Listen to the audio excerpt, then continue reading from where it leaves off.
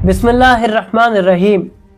मलकुल मौत को कैसे पता चलता है कि किसकी रूह कब्ज़ करनी है?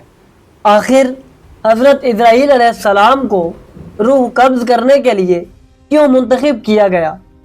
किसी और फरिश्ते को ये ज़िम्मेदारी क्यों नहीं दी गई? नाज़रीन, आज की इस वीडियो में इन्हीं सब सवालों के जवाब आपके सामने बयान करेंगे। नाज़रीन, जब अल्लाह ताला ने इस कायनात में इंसान को बनाने का फैसला किया तो हज़रत जिब्राईल अलैहिस्सलाम से कहा कि ज़मीन पर जाएं और हर किस्म की मिट्टी लेकर वापस आएं। जैसे ही वो ज़मीन पर उतरे और ज़मीन से हाथ उठाने लगे तो ज़मीन ने पूछा कि अल्लाह ताला मेरे इस हिस्से का क्या करेंगे? तो हज़रत जिब्राईल अलैहिस्सलाम ने कहा कि अल्लाह तुम्हारी मिट्टी से एक मखलूक पैदा फरमाएगा जो तुझ पर आबाद होगी। उनमें से कुछ लोग नेक होंगे और ज़्यादातर लोग बुरे होंगे। लिहाजा अल्लाह ताला नेक अमाल करने वालों को हमेशा के लिए जन्नत अता फरमाएगा और नाफरमान लोगों को जहन्नुम की आग में जलाएगा।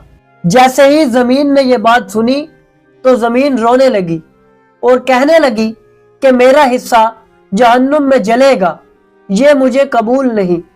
नाज़रीन, ज़मीन इतनी शिद्दत से गिरिया करने लगी कि हज़रत जिब्राईल अलैहिस्सलाम के दिल में रहम आ गया और वो बगैर खाक उठाए वापस चले गए।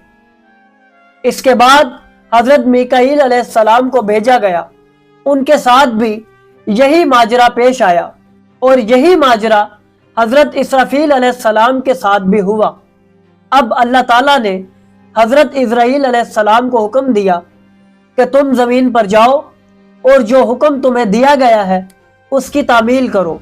बस जब ज़मीन ने गिरिया किया तो हज़रत इज़राइल अलैहिस्सलाम ने ज़मीन से कहा कि मैं सिर्फ अपने रब के हुक्म की पाबंदी करूँगा और तुझ पर रहम ना खाऊंगा।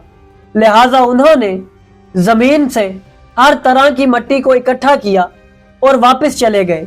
इस वजह से हज़रत इज़राइल अलैहिस्सलाम को एक अहम तरीन जिम्मेदारी दी गई कि मखलूक़ात की अरवाह हज़रत इज़राइल अलैहिस्सलाम कब्ज़ करेंगे।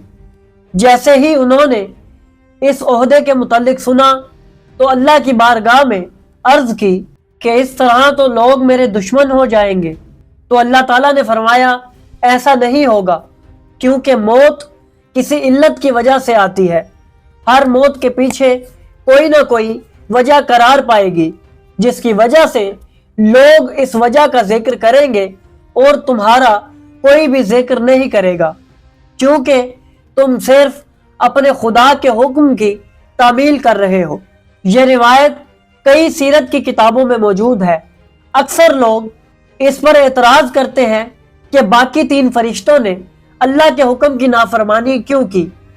तो इसका जवाब यह है कि ऐसा होना अल्लाह की मर्जी के साथ था और उसमें नाफरमानी नहीं थी, क्योंकि अल्लाह ने एक मिसाल कायम करनी थी। जिसकी सबसे बड़ी वजह यह भी है कि कुरान मजीद में दो फरिश्तों यानी हारूत और मारूत का जिक्र मौजूद है, जिन्होंने मखलूक की तरफ निगाह की और ज़मीन पर आकर आबाद हुए, जिससे साबित होता है कि अल्लाह ताला की मशीयत के मुताबिक फरिश्तों से कुछ भी करवाया जा सकता है।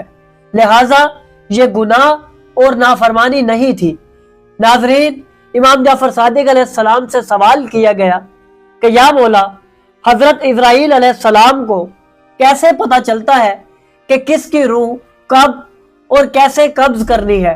तो इमाम जाफर सादिक अलैहिस्सलाम ने फरमाया कि हज़रत इज़राइल अलैहिस्सलाम के पास एक तहरीर भेजी जाती है जिसमें मौजूद होता है कि फ़लाँ शख्स की रूह फ़लाँ जगह पर कब्ज़ करनी है, जिसे वो पढ़कर उस हुक्म की तामील करते हैं।